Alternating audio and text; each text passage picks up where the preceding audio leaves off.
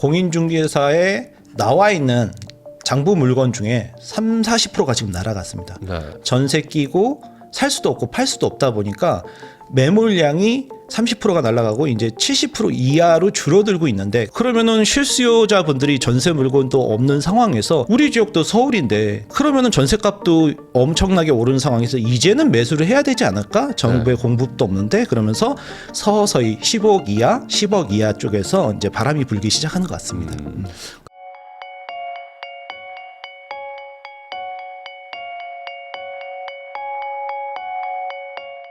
안녕하세요. 부익남TV의 부익남입니다. 오늘은 소쿨님 모시고 최근 부동산 시장에 대해서 다양한 이야기 한번 나눠보도록 하겠습니다. 소쿨님 안녕하십니까? 네, 안녕하세요. 네, 또 오랜만에 나와주셨는데 네. 그 사이에 사실 이제 소쿨님 얘기 그동안 하셨던 것처럼 이제 뭐 강남이나 뭐 서울 아파트들 사신 분들은 많이 올랐어요. 그 사이에 엄청 올랐죠. 네. 그때 사라고 그랬잖아요. 근데 또 이제 그러다 보니까 또 반대로 10, 15 대책 이런 거만 나오면서 이제는 또 사지 못하게 하는 약간 그런 정책도 나오니 맞습니다. 이제 또 어떻게 해야 되나 이런 생각들 하시는 분들 많을 것 같아요. 맞습니다. 또 오늘 소쿨님 모시고 이야기 한번 여쭤보려고 합니다. 네. 우선은 지금 그 10, 15 대책 나온 다음에 현장에서는 이 대책에 대해서 어떻게 좀 체감하는지 이게 제일 궁금하거든요. 10, 15 대책이 아시겠지만 토제 확대 지정이 굉장히 큰 이슈였는데 제가 3월 19일 날 여기 부익남 채널에 출연했을 때가 딱 강남 3구하고 용산 확대 재지정 날이었었어요. 맞아요. 그때도 5일장이 벌어졌었죠. 그래서 3월 24일까지 5일 동안 사람들이 막 매수하고, 그때 어떻게 해야 되냐고 했을 때 계약금 넣어야죠. 막 그때 기억나시죠? 그랬는데 지금도 이 11호 대책도 마찬가지로 서울 전역하고 경기도 12곳이 지정이 됐단 말이에요. 많은 전문가들이 분석을 하셨죠. 근데 저는 복잡하게 생각하면 이게 한도 끝도 없는데 대출 금액 축소와 그때 강남 3구가 지정된 것처럼 서울 전역이 지정이 됐는데 그 이후에 어땠나를 생각하시면은 이 포인트를 정확하게 짚으실 수 있을 것 같습니다. 그때 강남 3구하고 용산이 급등했죠. 그 이후에 3월 이후에 지금 11월인데 지난 8개월 동안 강남 3구가 엄청나게 올랐습니다. 용산까지 포함해서요. 그거와 더불어서 이제 중급지인 한강벨트, 마포하고 성동까지 엄청나게 또 올랐어요. 그러면은 이번 지정이 그 대출 축소가 많이 들어갔지만 그 3월 달을 생각을 하시면 그 이후에 이게 조정을 받겠지 했는데 그 조정을 안 받아서 6.27 대책에 강력한 이재명 정권의 대출 규제 6억이 나왔던 거죠. 그 중간에 또 대통령 선거도 있었고 많은 이슈가 있었지만 부동산 쪽으로만 보면 3월 달하고 지금 11월 달이 같은 상황이라는 거죠. 그래서 그때 기억을 더듬어서 강남 3구하고 용산이 지정이 됐는데 과연 하락을 했느냐? 반대로 폭등을 했다.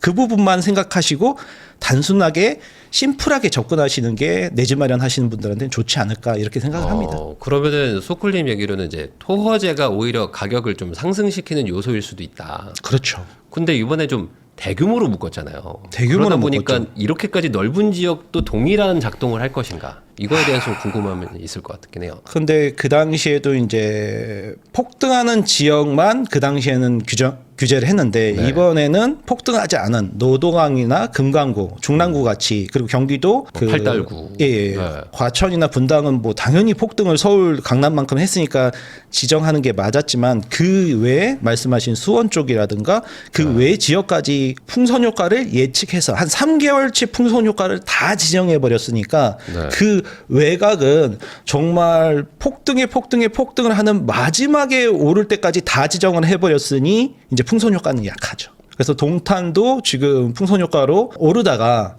뭐 한 1억 5천 오르니까 그 다음에 추경 매수가 멈추고 구리도 마찬가지고, 그래서 풍선 효과는 굉장히 약할 것이다 이렇게 판단하고 있습니다. 그럼에도 불구하고 이제 과거 토호제처럼 시간이 지나면 다시 또 상승할 것이다 이렇게 보면 되는 건가요? 이 그렇죠. 서울 안쪽이든 규제 지역 중에서도 많이 오른, 그러니까 이거를 서울이라고 뭉뚱그려서 규제 지역이라고 뭉뚱그려서 생각하는 게 아니라 세 구역으로 나눠야 될 것 같습니다. 우선 강남 3구하고 용산 같이 정말 시장을 리드하고 초고가 아파트 지역, 그리고 그 넘버 2 지역인 한강벨트, 마포, 성동같이 그리고 강동, 광진같이 이번에 엄청나게 여름부터 올랐던 지역. 네. 그리고 이제 안 오른 지역, 노도강이나 금강구 같이 이 세 지역으로 구분해서 서울은 보시고 경기도도 과천하고 분당 같이 엄청나게 폭등한 지역과 수원처럼 안 올랐는데 같이 두들겨 맞은 지역, 이런 지역을 구분해서 보시는 게 좋지 않을까 이렇게 생각이 듭니다. 그러면은 뭐 직접적으로 딱 말해서 좀 그렇지만 수원 뭐 팔달구 여기는 네. 뭐 아직 안 올랐는데 이제 사전에 먼저 걸었단 말이에요. 살짝 반등하려고 이제 온기가 도니까 바로 지정을 해버렸죠. 그러면 여기는 토호제가 걸렸으니까 올라간다라고 말하기에는 어려운 건가요? 그 그러니까 노동안 같은 거죠. 토호제가 오히려 지역을 침체시키는.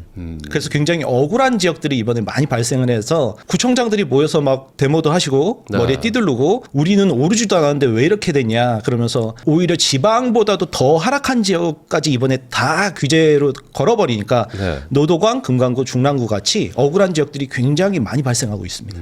그러면은 원래 올라가던 지역들은 토호제로 묶였다고 해서 안 올라가는 건 아니다. 이렇게 해석하면 되고 원래도 잘 안 올라가던 곳들은 토호제가 묶였지만 뭐 딱히 올라갈 것도 없다. 뭐 이렇게 그냥 원래대로 그렇죠. 오히려 똑같다. 얼어붙었죠. 그러니까 이게 약간 좀 그 안에서도 양극화가 좀 일어나는 거네요. 예, 그래서 그 지정이 되자마자 5일장 끝나고 나서 완전히 거래가 멈춰서 열흘 네. 동안 노도강 같은 경우는 거래가 한 건. 네.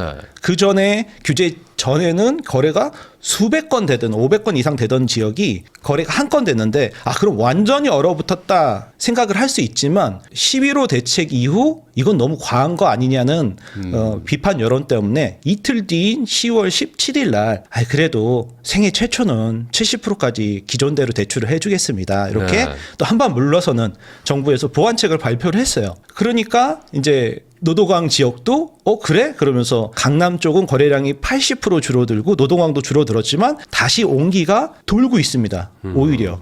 왜냐면은 비규제 지역을 아시겠지만 이제 4848하는 투자자분들이 이제 일시적 1가구 2주택으로 비규제 지역을 사서 팔고 이 두 채로 일시적으로 그렇게 하는 분들이 많이들 들어가던 지역이 그런 투자 수요가 싹 멈추니까 그러면은 실수요자분들이 전세 물건도 없는 상황에서 네. 그럼 대출이 그나마 되고 강남이 저렇게 오르고 한강벨트가 오르는데 우리 지역도 서울인데 지난 3년간의 침체장에서 폭등했다가 멈춰서 심정지 상태인 3년 동안 그러면은 전세값도 그 엄청나게 오르는 상황에서 이제는 매수를 해야 되지 않을까? 정부의 공급도 없는데 그러면서 그 노도강 지역에서 서서히 15억 이하, 10억 이하 쪽에서 이제 바람이 불기 시작하는 것 같습니다.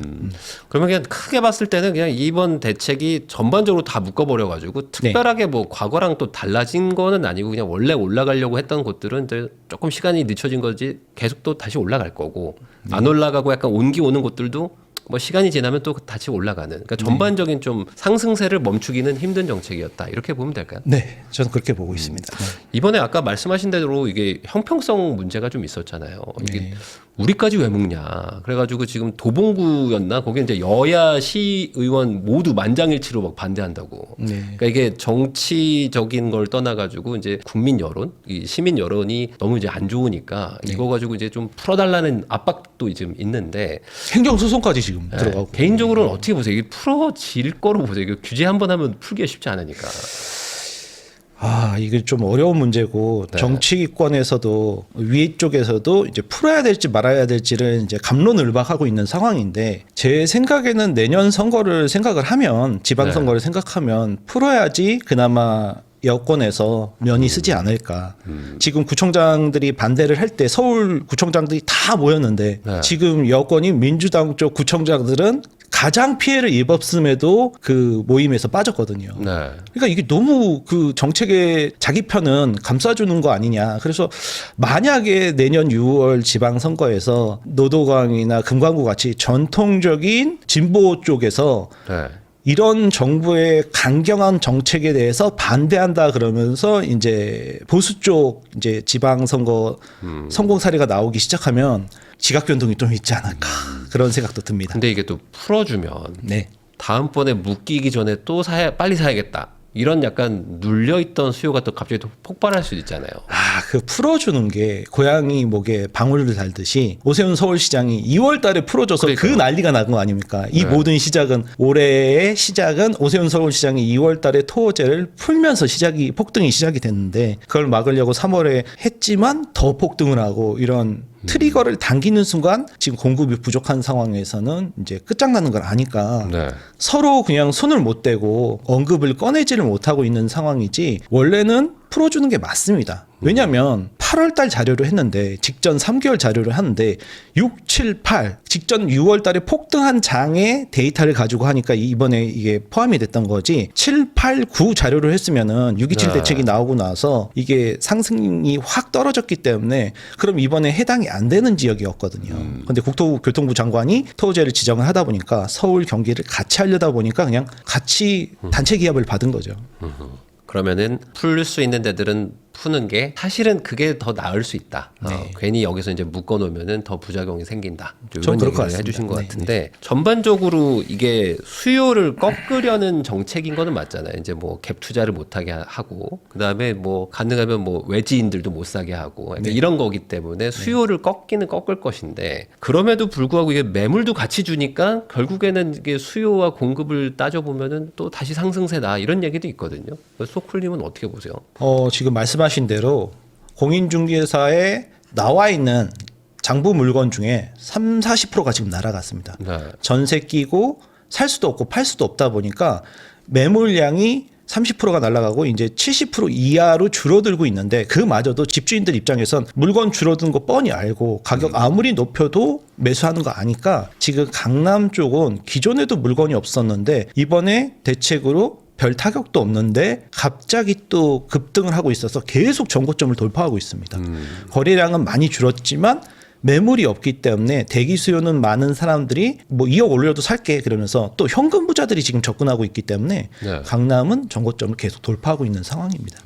그러면은 약간 지금 좀 그래도 좀 얼어붙은 장세인 건 맞잖아요. 네. 한두 달 전보다는. 그럼 많이 얼어붙었습니다. 네, 요것도 결국에는 그러면 한 두 달 전 느낌으로 다시 한번 이렇게 쭉 올라갈까 아니면 거기까지는 못 가지만 소위 말하는 거래량이 적은데 계속 이렇게 신고가가 찍히는 네, 그런 맞습니다. 분위기로 갈까요?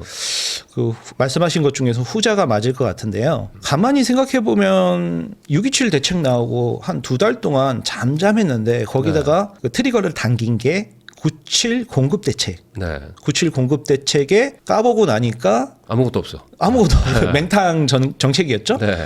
그럼 예전에 그 문재인 정권 때 김현미 장관이 3기 신도시 공급 정책을 발표할 때를 보면 오른쪽에는 그 당시 서울시장을 앉혀놓고 왼쪽에는 그 당시 경기도지사인 이재명 대통령을 앉혀놓고 발표를 했단 말이에요. 네. 그러면 이제 그게 맞는 상황인데 이번에 97 대책 국토부 장관이 발표할 때를 보면 뭐 기재부 장관 뭐 그럴 수는 있는데 오른쪽에 국세청장 네. 공급 발표를 하는데 왜 국세청장이 앉아 있지? 그러니까 이게 말이 공급적 대책이었지 97 공급 대책은 수요 억제책이었다. 그게 네. 시장의 중론이지 않습니까? 그 공급도 별로 서울 안에는 신규 공급이 4천 가구도 안 되는 상황에서 135만 가구라는 경기도 말도 안 되는 공급 정책을 발표하면서 그것도 거의 다 이제 공공에서 진행을 한다. 그러니까 뭐 LH도 빚이 많은데 공공에서 저걸 진행할 수 있을까? 그랬더니 또 땅을 팔아서 한다. 그럼 그런 앞뒤가 안 맞는 말들을 막 이제 공급을 발표하니 사람들이 공급이 없구나. 특히 서울엔 신규 공급이 없구나. 그걸 느끼면서 매수로 달라붙은 거죠. 그럼 627 강력한 대책이 나와서 두 달 동안 거래량이 3분의 1로 줄어들면서 잠잠했는데 97 대책이 발표되자마자 급등한 그래프를 보이고 있는 상황은 사람들이 이게 좀 긴가민가 하는 보합장에서 뭔가가 방아쇠가 당기면 사람들이 이제 깨닫는 것 같아요. 제 개인적인 생각으로는. 네. 그래서 이번에도 지금 공급대책을 정부에서 지금 준비하고 있지 않습니까? 그래서 올해 안에 공급대책이 또 한 번 나온다고 하는데 그게 또 트리거가 되지 않을까. 저는 그렇게 생각하고 있습니다. 네. 그러면은 결국에 이제 연말 전에는 뭐 하나 나올 것 같기는 해요. 보면은 올해 안에. 근데 그게 공급 대책일 확률이 높은데 거기서도 또 뭐 딱히 뭐가 없다. 네. 그러면은 야 이거 진짜 아닌가 보다 하고 한 번 더 그렇죠. 올 수 있다. 예. 강력한 게 뭐가 나오면은 괜찮은데 서울 네. 안에 재건축 재개발을 과감하게 풀어준다. 네. 뭐 제초안이라든가 이런 거 좀 센 내용들을 과감하게 임대 비율도 많이 낮추고 네. 용적률을 많이 높여준다. 근데 이게 그 민주당 진보 정권 성향상 기존 지지자들한테는 싫어하는 내용이거든요. 왜 부자만 계속 더 부자를 만드냐. 이렇기 때문에 그런 내용이 나오기는 쉽지 않을 걸로 예상이 되는데 그게 나오면은 이제 시장에 조금 진정을 줄 수 있겠지만 안 나올 가능성이 높은 상황에서는 그게 오히려 트리거가 또 되지 않을까 저는 예측합니다. 그린벨트 푼다 뭐 이런 얘기도 있었다가 아니다 이건 좀 고민이다 뭐 이런 얘기들이 지금 계속 왔다 갔다 하고 있거든요. 예, 그린벨트를 풀거나 뭐 그러는 거 말고 대안이 있을까요? 어떻게 보세요? 그냥. 그린벨트는 문재인 정권 3기 신도시 공급대책 발표할 때도 풀었었죠. 조금씩. 그 부분에 할 수밖에 없으니까. 근데 그 정도의 공격적인 공급 대책이 아니고서는 다른 대안이 없을 것 같고 첫 번째는 서울 안에도 그린벨트가 굉장히 많습니다. 네. 그린벨트가 뭐 거의 다 국가 땅인 줄 아시지만 80% 이상이 민간인 땅이거든요. 그 땅들을 토지 보상을 어떻게 할 건가? 그게 쉽지가 않지 않습니까? 3기 신도시도 토지 보상이 쉽지가 않았는데 그 그린벨트 그거를 가지고 있는 토지 소유주들은 이게 언젠가 개발되면 지금 그린벨트 때문에 싸지만 언젠가는 크게 자기가 보상을 받을 그렇죠. 것이다. 아니면 거다. 여기가 그린벨트가 풀리면 여기다가 뭔가를 건축 행위를 하면서 할 수 있을 것이다 예측을 하면서 오랫동안 갖고 계신 분들이 그렇게 쉽게 토지 보상에 응할 거라고는 저는 생각하지 않거든요. 그래서 그린벨트를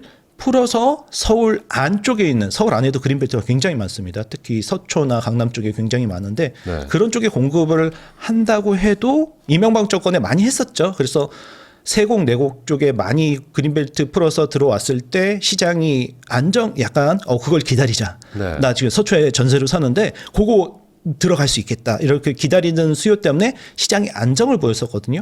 그런 공격적인 보수 쪽에서 할 수 있는 정책을 과연 이 진보 정권 쪽에서 할 수 있을까는 저는 부정적인 시각입니다. 네. 그러면은 결과적으로 내년 뭐 상반기까지 네. 뭐 한 6개월, 7개월 정도의 전망을 본다면은 네. 뭐 유의미한 공급 대책이 나오지 않는 한 그냥 약간 시간만 지연됐을 뿐이지 과거 같은 상승세가 또 다시 이어질 수 있다. 이렇게 네. 그냥 정리하면 될까요? 저는 그렇게 보고 있습니다. 겨울에 계속 22년도서부터 22년도 겨울 12월 그리고 23년도 겨울 12월 24년도 겨울 12월 이번에 25년도 12월 겨울도 이 4년 동안처럼 여름에 폭등 겨울에 네. 침체 여름에 폭등 겨울에 침체를 반복하면서 우상향을 했거든요. 계속 반복하고 있어요. 그렇게 4년 동안 반복한 걸로 봐서는 이번에도 그 정도로 가지 않을까 생각이 됩니다. 그러면은 지금 같은 상황에서는 네. 토호제 지역 아닌 곳을 사는 게 좋은 건지 아니면 그래도 토호제 안쪽으로 들어가야 되는 건지 이거에 대한 고민들이 좀 있으실 것 같거든요. 그냥 큰 틀에서 봤을 때는 너무 토호제가 많아지니까 네. 그냥 돈을 어떻게든 모으셔가지고 토호제 안쪽을 차라리 사는 게 낫다. 이렇게 저는 얘기하시는 당연히 분들도 있거든요. 토호제 규제 지역 안쪽으로 들어가는 게 원칙이고 맞다고 생각합니다. 그런 얘기 있잖아요. 자기네 지역이 지금 토호제가 지정이 안 돼서 가격 하락하는 거를 인증한 거 아니냐. 자기네도 토호제를 해달라 그런 의견도 있듯이 좀 폭등하는 지역만 사람들이 몰리는 지역만 토호제를 지정했기 때문에 네. 이 토호제 지역이 이제 정부에서 인증한 폭등 지역이다라고 생각을 하고 이 폭등은 풍선 효과도 분명히 있지만 양극화가 풍선 효과보다 더 강하게 발생할 거다 이렇게 판단하고 있습니다. 네.